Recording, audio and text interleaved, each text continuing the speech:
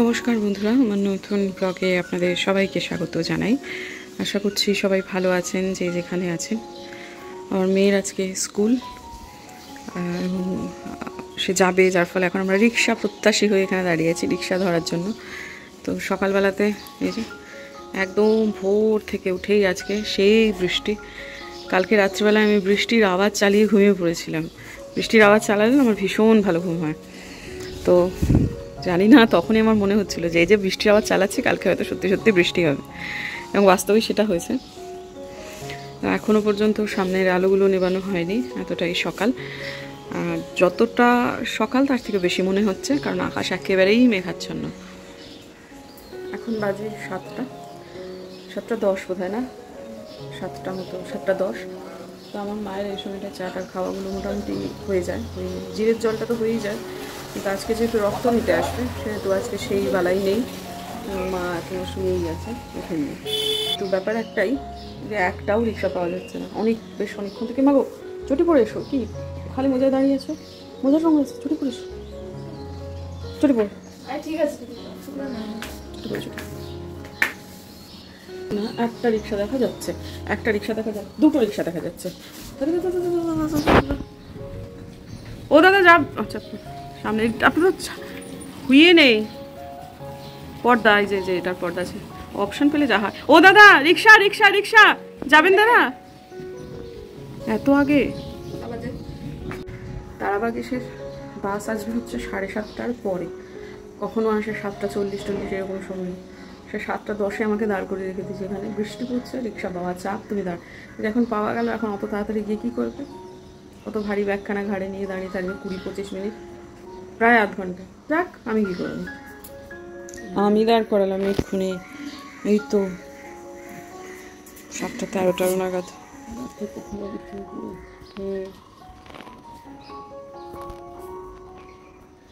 ভালো লাগছে বাইরেটা দেখতে।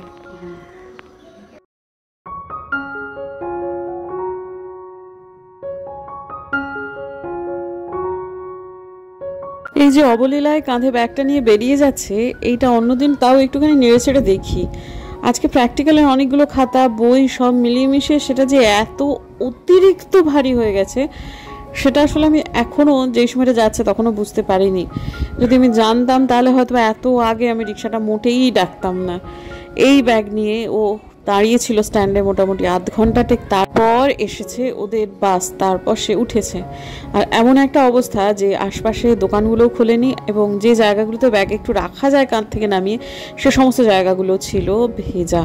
আর আমি আজকে সাথে যাইনি, এটাও আমার একটা ভুল হয়ে গেছে। ও আমাকে যেতে দিতে চায় না, জানেন তো।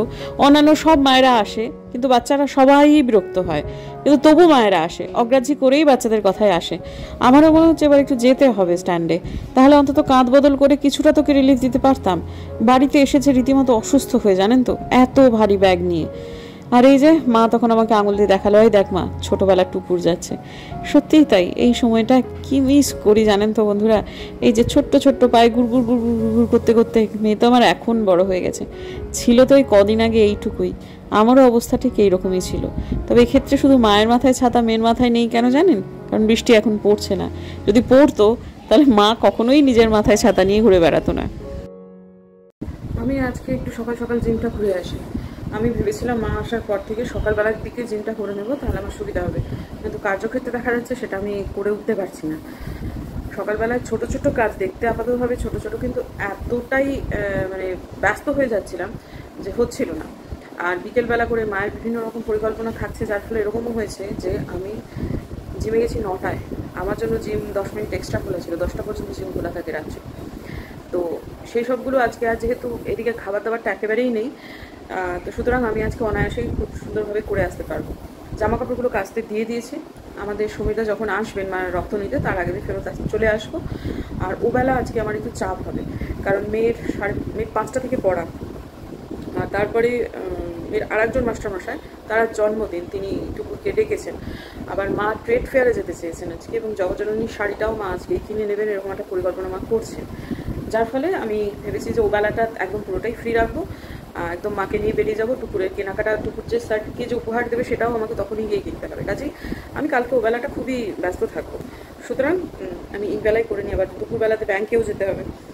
তো এখন যখন মোটামুটি ফ্রি আছি তখন এই বেলাটাই কাজটা সেরে দিই।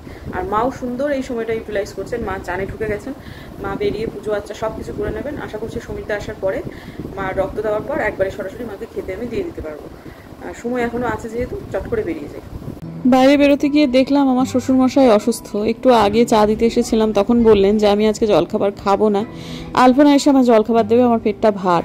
কিন্তু কিছুক্ষণের মধ্যে শরীরটা বেশ খারাপ হয়ে গেছে। নিচে এলাম, তারপর বললেন আমাকে একটু জোয়ানের চা করে দাও। ওই জোয়ানটাকে আধ ভাঙা করে নিয়ে তারপর জলটা ফুটিয়ে ফুটিয়ে খানিকটা কমিয়ে দেওয়া, তো সেটা করে দেওয়াতে তারপর আমি বললাম এবার আমি যাবো, বলে ঠিক আছে তুমি যাও। কিন্তু আমি তো একেবারেই হাতে সময়টা মেপে মেপে নিয়ে বেরিয়েছিলাম, নিচে এটা করতে গিয়ে আমার কিছুটা সময়টা মানে লেগে গেল। আমি মনে হচ্ছে না যে ওই সমীর দা মানে রক্ত নিতে যে দাদা আসবে, ব্লাড কালেক্ট করতে আসবে, সে বাড়িতে আসার আগে আমি জিম কমপ্লিট করে বাড়ি যেতে পারবো। তো যাই হোক, মোটামুটি এখন আমার জিমটা হয়েই গেছে। এবং এখন আমি সমীরদা আমাকে ফোন করলেন যে আপনাদের বাড়ির সামনে আমি দাঁড়িয়ে আছি। আমি বুঝলাম যে আমি আর ওনাকে ধরতে পারবো না, কারণ মা আমাকে কয়েকটা ওষুধ কিনতে বলেছেন। সেই ওষুধটা আমাদের অ্যাপোলো ফার্মেসি থেকে কিনে নিয়ে তারপর একটা টোটো ধরে ছুট বাড়ি, কারণ মা সকাল থেকে কিছুই খাননি। এবং আমি এটাও বুঝতে পারছি না যে আলপনাদি এখন এসেছে কিনা। যদি না এসে থাকে তাহলে আমার শ্বশুরমশাইকেও খাবারটা আমাকে করে দিতে হবে। কিন্তু এসে দেখছি আমার মায়ের তখনও পুজোও হয়নি। আর মা এইভাবে করে জল দিয়ে দিয়ে ঠিক কী পুজো করে আমি জানি না। সম্ভবত মার যতজন স্মরণে আছে, যত শিবলিঙ্গ, মানে বড় বড় শিবলিঙ্গের কথা আর কি বলছি, মানে বড় বড় ধামের শিবলিঙ্গ, সেগুলোতে বোধহয় একটু একটু করে জল দেন। আর প্রত্যেকটা ঠাকুরকেই কিন্তু মা সামনে যারা রয়েছেন তাদেরকে প্রত্যেককেই জল দেন। এবং এই জল দেওয়ার ব্যাপারটা মার কাছ থেকে জেনে আমি পরবর্তীকালে বলবো। এটা আমার অনুমান যে বড় বড় ধামের শিবলিঙ্গগুলোকে কল্পনা করে মা এইভাবে করে জল দেন। তো যাই হোক, মোটামুটি বাড়ি আসার মিনিট 15-20 পর তারপরে মার খাওয়ার সময় হলো। তাও মাকে আমি একটু বকাঝকা করলাম। তারপর ক্যাপসিকামের বীজগুলো, এগুলো রোদ দূরে শুকোনো যাবে না, এমনিতে ছায়াতে রেখে যে কোনো একটা জায়গায় শুকিয়ে নিতে হবে। তারপর এটাকে বেছে বেছে তারপরে গাছ বসাতে হবে। এটা ধরুন 3-4 দিন ধরে একটু জলটা মোটামুটি শুকিয়ে গেলে তারপর এটা ওই মাটিতে ফেলা যোগ্যই হলো। আলপনাদি বলছে এখনও নাকি বসিয়ে দিলে গাছ হবে। তো ঠিক আছে, এতগুলো তো আর গাছ করা সম্ভব না। আর ক্যাপসিকাম গাছে ফল আনা বেশ চাপ। লাগালাম আর হয়ে গেল লঙ্কা গাছের মতো, টমেটো গাছের মতো তা নয়। তো ভালো বীজ নিয়ে তারপরে বসাতে হবে। আদৌ হয় কিনা কে জানে, কিন্তু চেষ্টা করব। আর আমার হাজব্যান্ড আমাকে এনে দেবে ওই লঙ্কাগুলো, যেটা ওই পাহাড়ি ঝাল লঙ্কা, সেটা এনে দেবে বললো। তো এখন আমি একটুখানি ব্যাংকে যাব। মাকে খেতে না দিয়ে আমি বেরোতে পারছিলাম না লাঞ্চ সার্ভ না করে, কারণ লাঞ্চের 2 ঘন্টা পরে আবার রক্ত নিতে আসবে।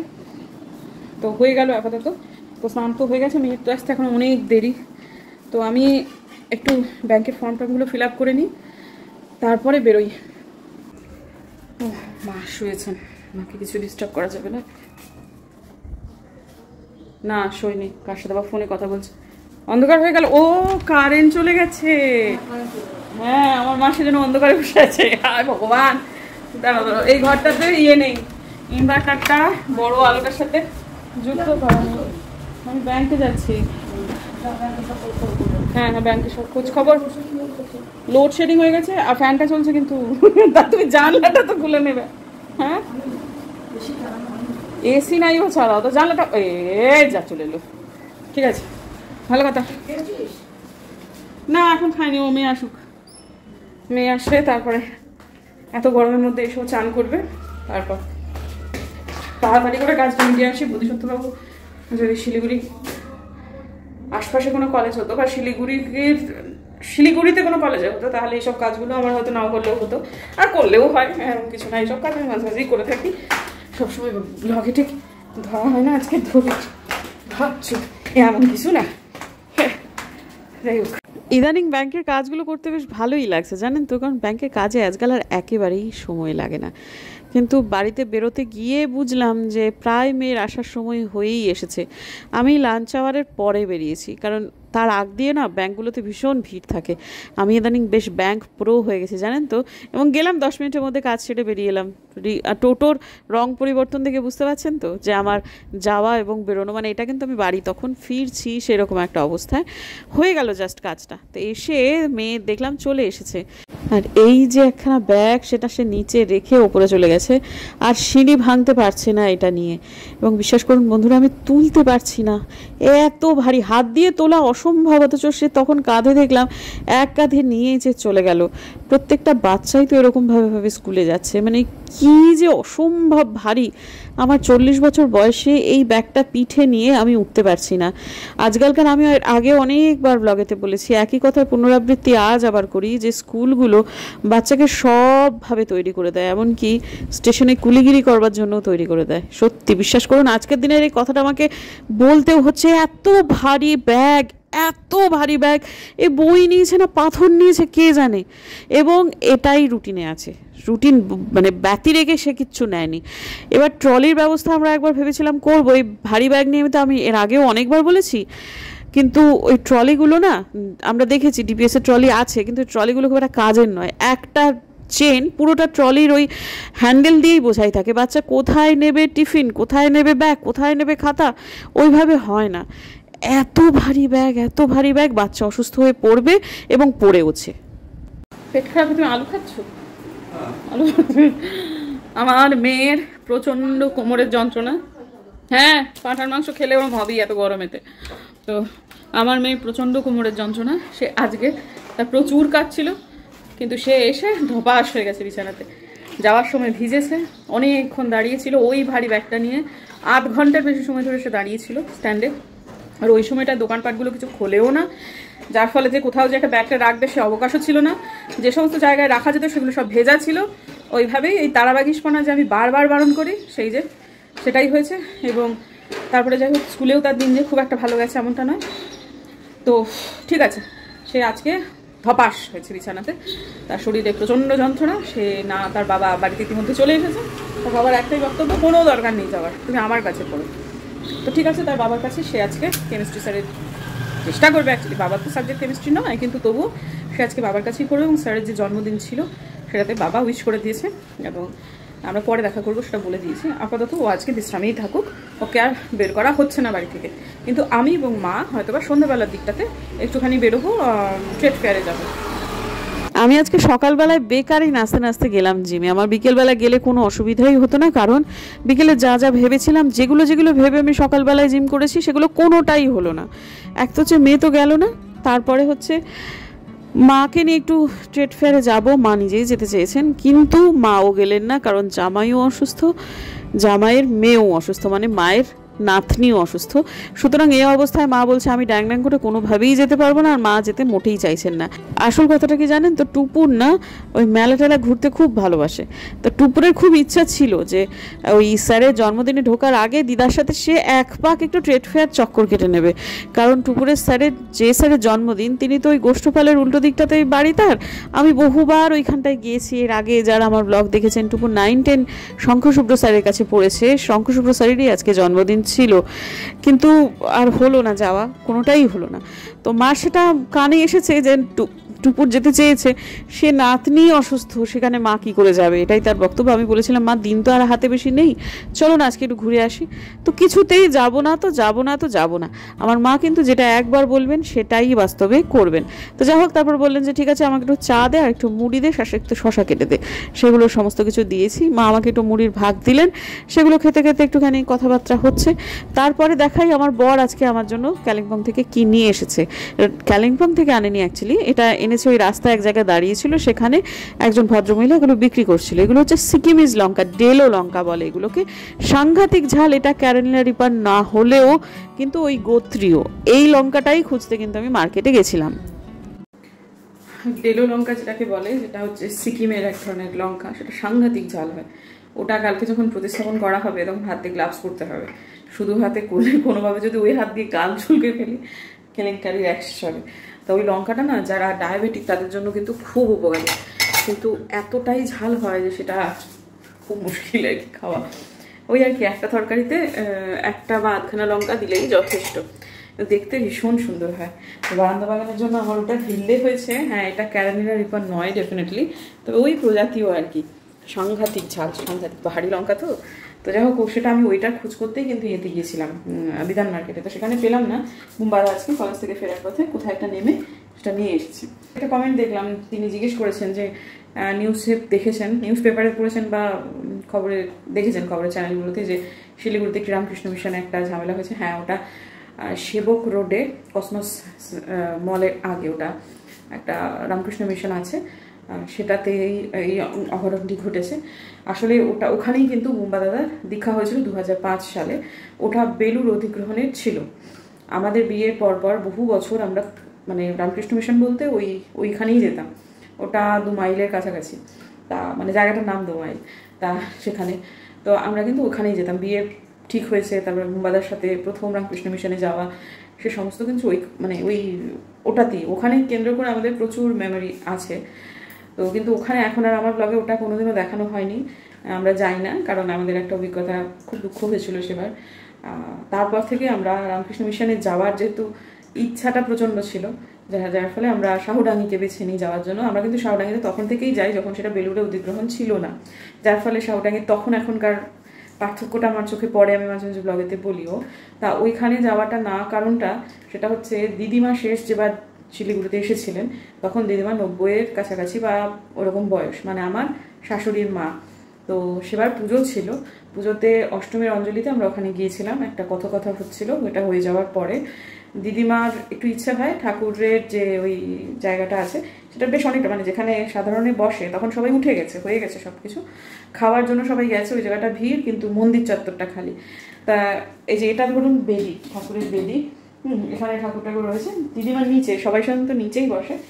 এই জায়গাটাতে বসে আমরা ওই ঠাকুরকে ব্যাকগ্রাউন্ডে রেখে দিদিমার একটা ফটো তুলতে চেয়েছিলাম। দিদিমা বেদিতে বসেননি, টাচ করেননি, কিন্তু একজন নব্য ভক্ত তিনি দিদিমাকে বিভৎস বাজেভাবে আক্রমণ করেন, খারাপ কথা বলেন, যে এবং তার কথাবার্তায় তিনি বলেন যে আমাদের তো গুরু আছে।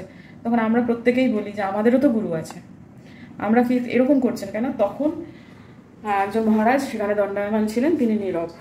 তো আমরা বললাম, মহারাজ আপনি তো দেখছেন, যদি কোনো নিয়মের ব্যতিরেক ঘটতো তাহলে তো আপনিই বলতেন, আপনি বলুন। আমার দিদি শাশুড়ি বা দিদি মামা শাশুড়ি মা ছিলেন, মা কি কোনোভাবে নিয়ম ব্যাঘাত ঘটিয়েছেন? তো মহারাজ তখনও নীরব।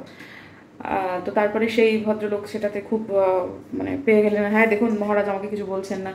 পরে বোঝা গেল ঠিক আগের ব্যাচেই এনার দীক্ষা হয়েছে, ওই আর কি নতুন যেটা হয় আর কি। তো সেবারে আমার শাশুড়ি মা খুব দুঃখ পেয়েছিলেন। আমরা সেবার ওই রামকৃষ্ণ মিশন থেকে না খেয়েই চলে এসেছিলাম, এবং আমার শাশুড়ি মা দুঃখ পেয়ে বলেছিলেন, ঠাকুর তোমার এই দরবারে আমি আর আসবো না, তুমি যদি আমাকে কোথাও টানতে হয় অন্য কোথাও টেনো।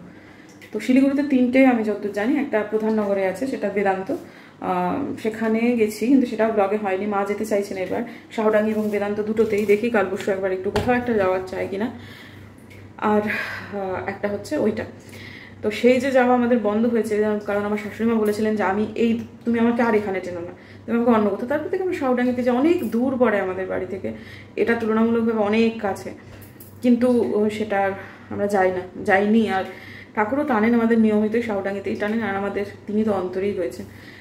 সেই জন্য বেশি দেখুন, আমার তো ধৃষ্টতা নেই, আমি রামকৃষ্ণ মিশনের সমালোচনা করি, কিন্তু কিছু কিছু জিনিস এতটাই মানে প্রকট হয়ে চোখে পড়ে, যেমন এইবারে যেমন টুকুরের দীক্ষা হলো, ব্যাপারটাকে খুব কাছ থেকে দেখলাম। যখন আমি 2011-তে দীক্ষা নিয়েছি জানেন তো, তখন খুব স্ট্রং একটা ইন্টারভিউ নেওয়া হতো, ঠাকুরের বই না পড়লে তারা ইন্টারভিউতে পাশ করতেন না।